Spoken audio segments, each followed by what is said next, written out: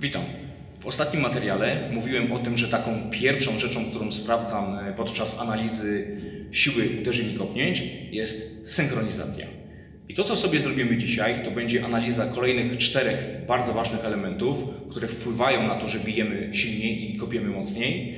I są to łańcuchy kinematyczne, impet, oddech siły oraz napięcie. Oczywiście każdy z tych elementów jest dosyć mocno rozbudowany, niemniej jednak postaram się omówić to w taki sposób, aby było to do zaadaptowania w trening w miarę szybko. Ok, zaczniemy sobie naszą pracę, nasze dzisiejsze zadania od łańcuchów kinematycznych. I teraz, co to są łańcuchy kinematyczne? Tak bardzo w skrócie, jest to skoordynowanie wielu stawów i mięśni równocześnie w celu wygenerowania dużej siły w konkretnych zadaniach ruchowych, czyli na przykład w uderzeniach lub kopnięciach. I mamy takie 2 podstawowe typy łańcuchów kinematycznych i są to łańcuchy otwarte oraz łańcuchy zamknięte. Jeżeli chodzi o łańcuchy otwarte, to mówimy o nich wtedy, gdy na przykład wyprowadziłem swoje uderzenie, ale moje ostatnie ogniwo jest swobodne. A więc może to mieć miejsce wtedy, gdy na przykład nie trafiłem w cel, gdy chybiłem. I tutaj trzeba uważać, zwłaszcza osoby początkujące, ponieważ w momencie, gdy nie trafiamy, gdy chybiamy, łatwo jest uszkodzić sobie łokieć, czasami biodro, a czasami kolano. Także musimy brać na to uwagę. I teraz, jeżeli chodzi o łańcuchy zamknięte. Łańcuchy zamknięte mają miejsce wtedy, gdy moje ostatnie ogniwo nie jest swobodne. A więc wtedy, gdy dochodzę do celu. Gdy dochodzę do celu atakując przeciwnika lub czasami kopiąc w worek. A więc wtedy zamykam łańcuch wszystkich swoich ogniw, akcentując jak największą liczbę mięśni. I teraz oczywiście łańcuchy muszą działać zgodnie z kierunkiem generowanej siły. I spójrzmy sobie na przykład na przykładzie ciosu prostego. Jeżeli wyprowadzam swój cios prosty, to cały mój łańcuch musi działać w kierunku, w którym chcę wygenerować siłę. Okay? A więc całe moje ciało pracuje w taki sposób, aby w tym kierunku poszła jak największa siła. Nie mogę więc na przykład puścić swego biodra tu. Prawda? Bo jeżeli swoje biodro przy ciosie prostym puszczę w tą stronę, to cały mój łańcuch zaczął pracować tutaj. Ok? No ale ja biję tu. Dlatego chcę, aby moje ciało składało się w tą stronę. Ok? I oczywiście są tutaj jeszcze 2 typy łańcuchów, na które musimy zwrócić sobie uwagę. I są to łańcuchy symetryczne oraz niesymetryczne. Dla nas w uderzeniach będziemy mieli do czynienia bardziej z łańcuchami niesymetrycznymi, ponieważ gdy jedna strona mojego ciała wychodzi, wyciąga się, druga strona, czyli w tym wypadku prawa ręka, jest tą stroną, która odpowiada za ściąganie. Okay? A więc działa niejako w dwójnasób. Jedna strona i druga. Okay? A więc nie tylko praca mięśni jest tutaj dla mnie inna, ale również praca ośrodkowego układu nerwowego także będzie inna. I teraz umiejętność kontroli i wykorzystania łańcuchów kinematycznych pozwoli nam uzyskać większą siłę rozpędu. A więc gdy uzyskujemy większą siłę rozpędu, uzyskujemy impet. Okay? Właśnie w tej pracy. I teraz dzięki impetowi będziemy w stanie także się móc przemieszczać oraz wykorzystywać ciężar swojego ciała do uderzeń i kopnięć.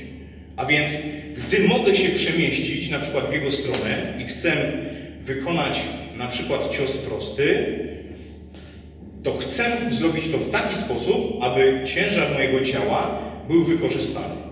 Teraz jak to zrobić? Bardzo prosto.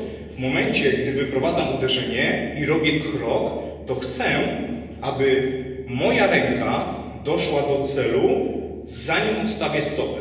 Oczywiście są to bardzo minimalne przerwy, niemniej jednak nie chcę zrobić najpierw kroku, a później uderzyć, no bo teraz cała siła poszła w ziemię, a ja chciałem uderzyć w cel.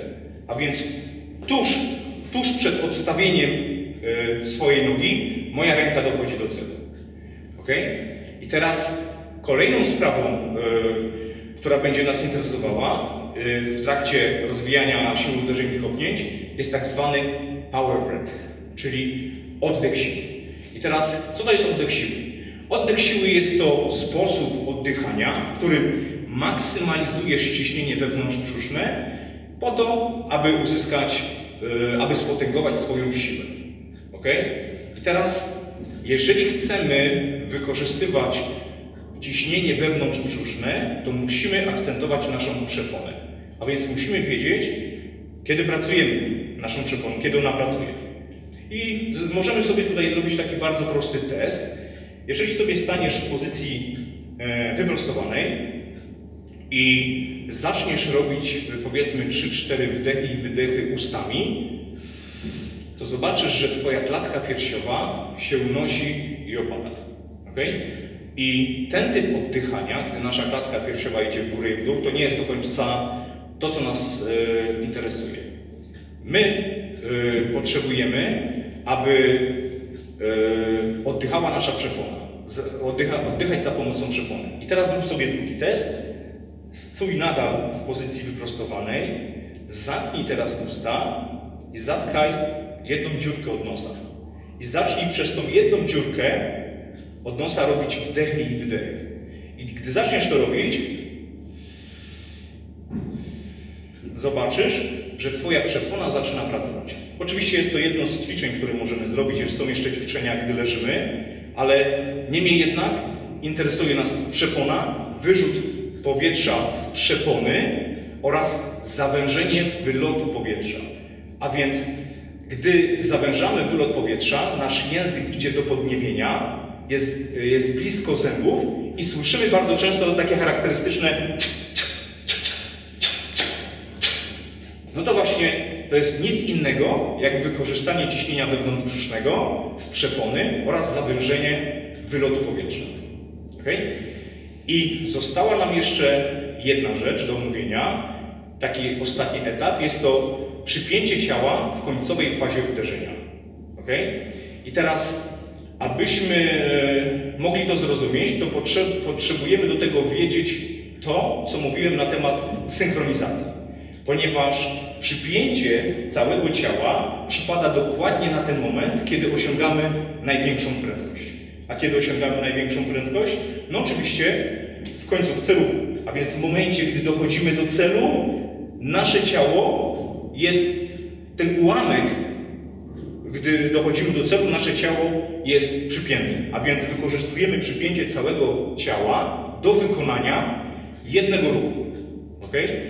I możecie to zjawisko bardzo ładnie sobie zobaczyć na przykładzie bokserów.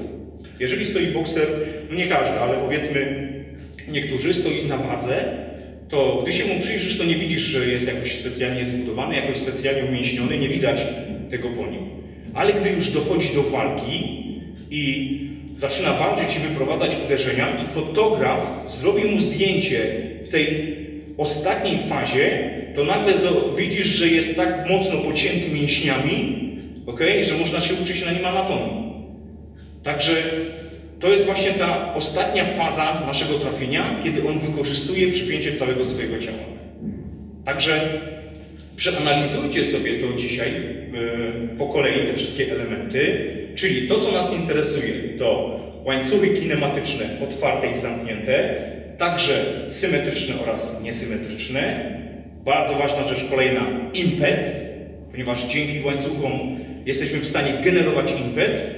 Kolejna rzecz, to dzięki temu, że generujemy impet, jesteśmy w stanie się przemieszczać. A gdy jesteśmy w stanie się przemieszczać, to chcemy wykorzystywać ciężar swojego ciała do tego, żeby bić lub kopać mocniej. I nieważne, czy bijesz, czy kopiesz, ten ciężar twojego ciała musi tutaj dla ciebie pracować. Kolejna sprawa to oddech siły, a więc wyrzucenie powietrza z przepony, korzystanie z ciśnienia wewnątrzbrzusznego po to, aby bić jeszcze mocniej. Okay? I ostatni etap, przypięcie ciała w końcowej fazie ruchu. A więc te wszystkie elementy mają ze sobą po prostu zgrać.